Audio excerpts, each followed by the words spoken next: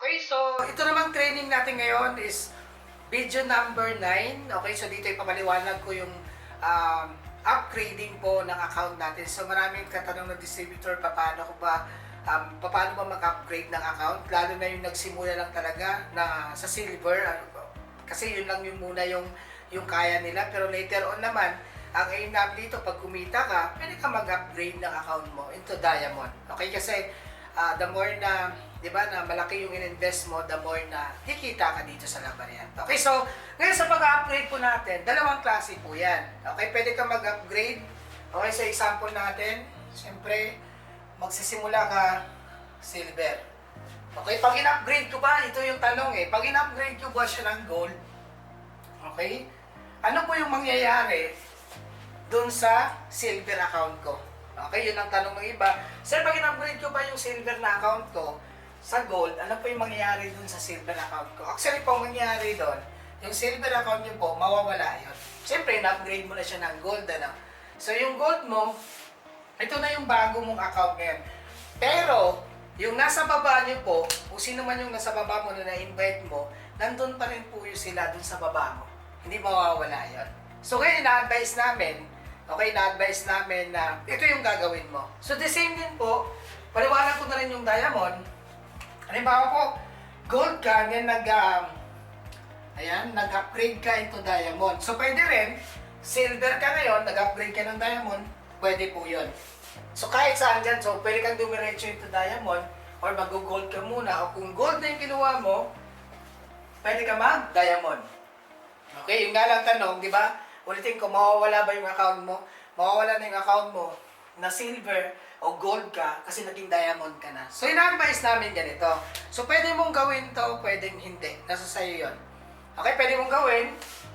Halimbawa, silver yung account mo ngayon. Okay? So, ibig sabihin, example natin, may level 1 ka na. Ito yung mga direct mo, level 2, level 3, level 4. Okay, so ibig sabihin, meron ka ng na-invite dito ng mga friends mo nung silver ka pa. Ayan. So, meron ka na. Level 1 ang tawag yan. Unlimited to. Ito na yung pinaliwanag ko kanina. Kahit 1,000, pwede yan. So, pag sila naman nakapag-invite, meron ka naman dito, ang tawag dyan, indirect referral na hanggang level 8 po yan. Kikita ka. So, pag nag-upgrade ka into gold, o nag-upgrade ka into diamond kasi silver ka, okay, so, pag diamond na to, o gold na yan, so itong silver na to na account, wala na to. So, ibig sabihin, diamond na yung papasok ka agad, maging diamond entrepreneur ka na o diamond distributor ka na ng Labarean. Pero ito, dala-dala mo pa rin to. Okay, dala-dala mo pa rin to. Itong mga taong to, pasok pa rin yan dun sa account ko. Yun nga lang, pwede na, ito yung advice ko sa inyo kung gusto mong mag-upgrade. Ang gawin mo na lang, ganito. Okay? So, kung gusto mong mag-upgrade ng diamond, para hindi mawala yung silver mo, sayang naman yon. Kasi yung silver mo, yan, ito yung silver mo, ano? Di ba meron 5% na dividend shares to, yung silver mo? So, para hindi siya mawala, kung gusto mong mag-upgrade ng diamond, okay, kasi binayaran mo rin to, pwede mong gawin, yung diamond po, maglalagay ka dito. Pero ang policy kasi ng company is one account policy. So, hindi ka pa pwede magbukas ng maraming account.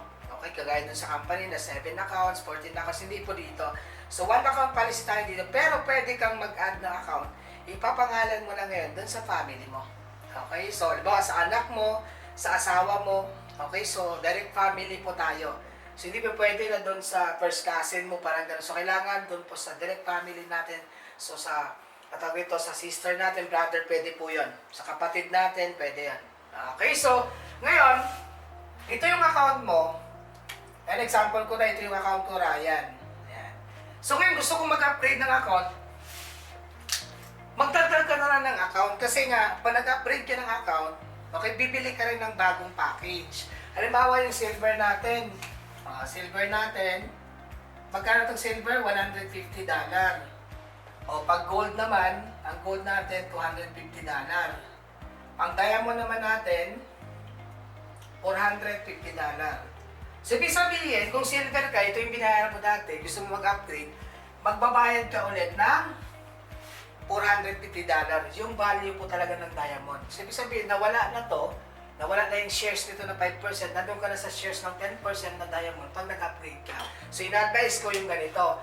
bukas ka ng isang diamond. So ito yung diamond na bago. Ayan.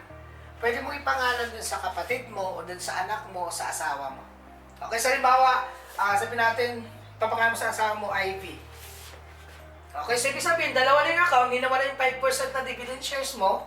Ibig sabihin, dalawa lang ang yung kita mo, may 10% ka ng dividend shares dito.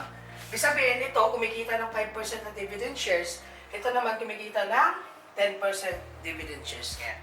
So ngayon, ang bago mo, pag meron kang na-invite, ang gagawin mo, dito mo na yun ngayon ilalagay sa diamond account po. Ganun siya kaganda.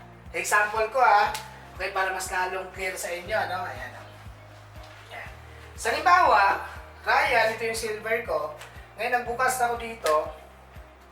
Okay, so, nag-upgrade, gusto mag-upgrade ng diamond, pero nagbukas ako ng bagong account. So, dito, pinangalan ko sa asawa ko, Ivy. Ayan. Okay, so, pinangalan ko sa asawa mo, Ivy. So, ibig sabihin ito, meron siyang 10% na dividend shares, ito tumatakbo yan. Ito naman, silver po, may 5% din ako pagdating ng every week na dividend shares income. So, maganda dito, lahat na makukuha mo ngayon, marirefer mo sa company, ina-advise ko, ilalagay mo ngayon, dapat ang magdidirect nun, okay, yung sa account na kasama. Kasi po, diamond to eh. So, ibig sabihin, pag nag-refer ka ng tao, meron kang na-refer, ilalagay natin dito, ang mag-sponsor nun dito. Tiyan mo mas malaking kita. So ito, pag may na-sponsor na isa, ito, ilalagay mo. So may direct referral to. Ibig sabihin, diamond yung direct referral niya. Nakapag-invite yan, bawa, silver. Ayan. So ibig sabihin, dito mo nilagay, mas malaking kita nito. Kasi ang diamond po, 25% yung referral niya. Ang gold naman, 20%. Ang silver naman po, 15%. So, ibig sabihin, kung ito yung nag-refer dito, nilagay mo dito, ang kita mo lang 15%. Pero kung nilagay mo dito sa diamond, sa asawa mo, ibig sabihin 25% yan. So, pag silver yun, magkano kita? 37.50 po. Ganun yung kita niya. So, ibig sabihin, kung gold yung pumasok, ito gold to. Ayan. So, gold siya, magkano kita mo ito? $50. Ayan. So, ngayon, pag diamond naman to, pag pumasok na diamond, ayan. Tama ba bro, no? Yan, pag may pumasok na diamond, malaki-laki ito. Bakit? Kasi diamond siya, $112.50 po. So, ibig sabihin, pag silver lang, dito, ito yung nag-refer sa kanya, ang kita niya lang doon, $67.50 lang. Pero kung diamond, may pumasok na diamond, ang kita mo, $112.50. Ang maganda pa doon, okay, maganda pa, di ba sinabi ko kanina, di ba meron tayong indirect referral na tinatawag? Ngayon, pag pumasok na diamond, yan, example natin diamond.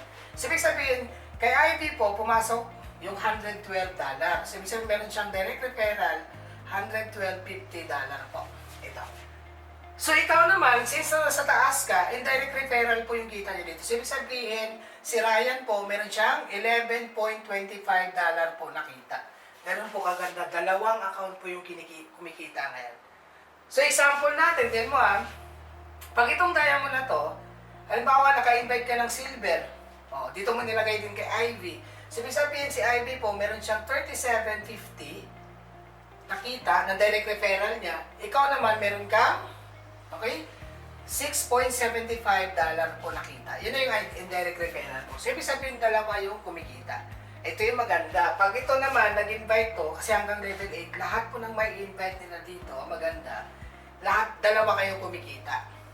Okay, so ibig sabihin, lahat na may invite nitong tao, hanggang level 8 po yan, hanggang level 8 po yan, unlimited po yan. Lahat na makukuha nito, si Ivy mayroong kita dito na 2.5%. Ayan. Ikaw naman na silver, meron kang 1.5% po. Ganun na lang. So, ibig sabihin, hindi, kumbaga isang effort nyo lang, dalawa yung kita. Okay, so actually naman, tinuturo namin to, okay, para kumita po kayo ng malaki. Actually, lugi na yung company dyan kasi instead na isa lang yung babayaran namin, dalawa na. Pero okay lang yun kasi ang aim namin dito is kumita po lahat ng distributors namin, malaman nyo po kung ano yung, paano nyo i-maximize yung kita nyo. Okay, ulit-ulitin mo lang tong video na to nang sa ganun, mas lalo mo siyang maintindihan. Okay, pag naintindihan mo kasi, mas madaling mag-business, mas malaki yung kita. So, pinapanood mo ngayon is video number 9. Okay, so ito yung upgrading ng account. Okay, so see you po doon sa video number 10 hanggang 15 po natin para mas lalo ka pang maasa sa business, mas lalo ka pang kikita.